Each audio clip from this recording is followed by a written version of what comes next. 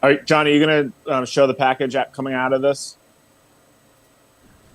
Yes. Yep. All right, we'll go off in a sec.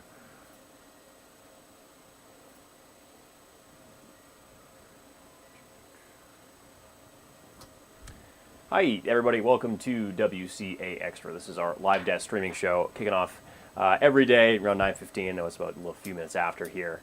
One thing I want to touch on today, I know a lot of communities are picking up the pieces from flooding about 2 weeks ago.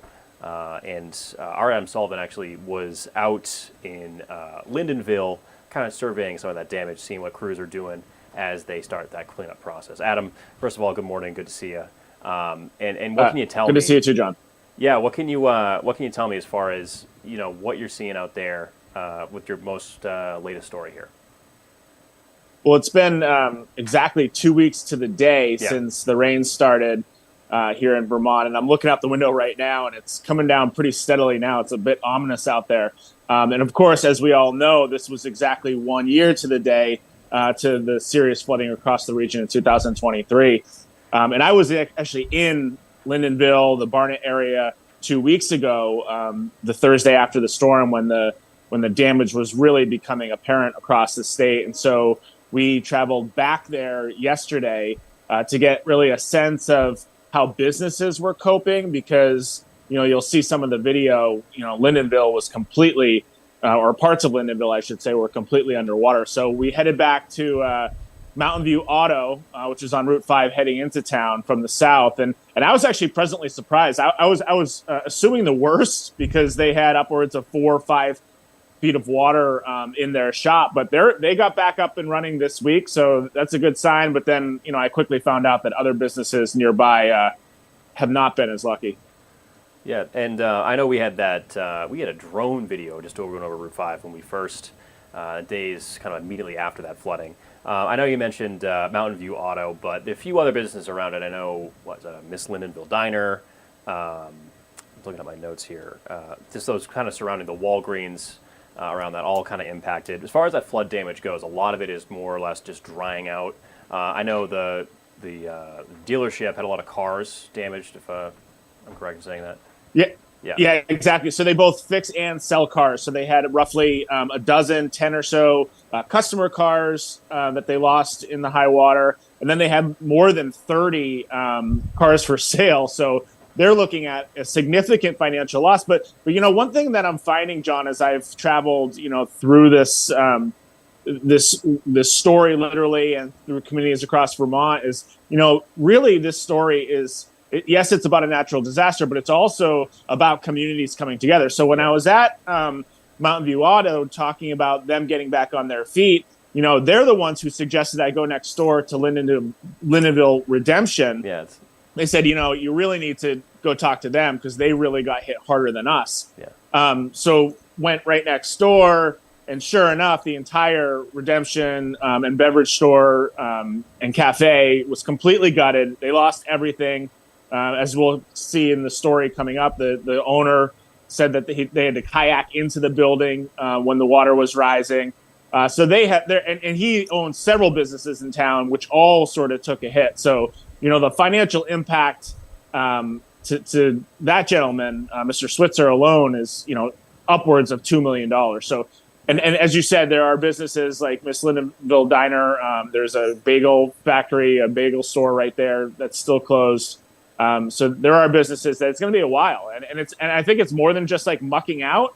Yeah. A lot of these businesses lost all their inventory, but also all their equipment, computers, refrigeration, that sort of thing. So it's going to be a costly and in some cases many weeks or maybe even months to get back on their feet. Yeah, no, definitely. And the one thing that I think you touched on, and I think it's just nice to see, throughout Vermont, is that silver lining of the community really stepping up themselves, picking up the pieces, helping their neighbors. I mean, they said they kind of turn them the other way. So it's definitely I guess it's it's a nice thing to see as far as in the face of all this devastation. But yeah, definitely. And just to preview tonight's story, I'm headed back to Peacham And in Peacham, tragically, like Lyndonville, there was a life loss in Peacham, but also at least one house that was completely destroyed.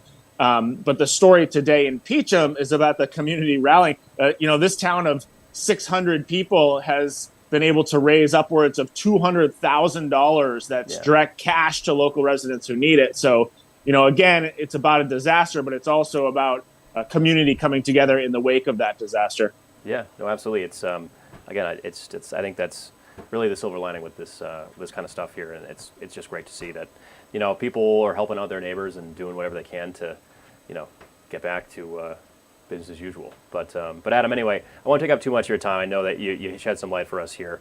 We'll play your story in just a second. As far as tonight goes, I look forward to seeing what you continue to cover here. But Adam, thanks so much for stopping by, and we'll get that going in just a sec. Awesome. Thank you. And that was our Adam Sullivan there, talking about some of the flood recovery efforts in Lyndonville and some of those businesses picking up the pieces in the wake of flooding from just, I think, 2 weeks ago now to the day. I'll pull up his story in just a sec here to kind of give you an idea of what he was talking about. And yeah, so let's just get this thing queued up.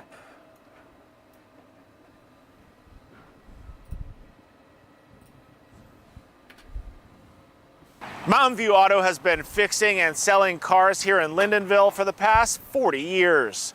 But Tuesday was day 2 of being back open after the flood. A gutted truck interior gets a deep clean inside Mountain View Auto. The office, from the floor up, is also in need of repairs. The fire chief in town here said it come up 6 feet in 20 minutes. This is what the business looked like the morning of the flood. More than 40 cars were swamped in the parking lot and need to be scrapped. Diane Ainsworth was trapped in the rising water and rescued by first responders. One day at a time, it's just hanging in there. It's a big loss. A water line on this wrecker shows the height of the deluge. Thankfully, not all the equipment inside was lost, but owners are still looking at a hefty price tag. With cars and the building, equipment and everything, I think we're probably looking at over $500,000. Lyndonville Redemption next door will have even more costly repairs. Owners there lost everything. I kayaked in the building that day and to try to assess the damage.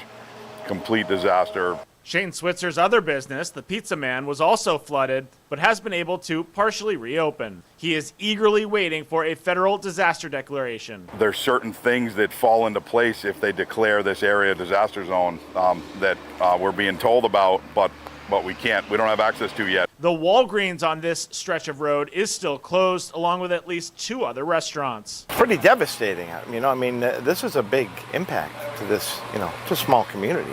Back at Mountain View, relocating the business could be in the cards. We don't know what to expect next time. Right. But I'm sure we don't want to do this again. And looking on the bright side, the business owners say they are grateful they have their health and a community that supported them through a difficult time.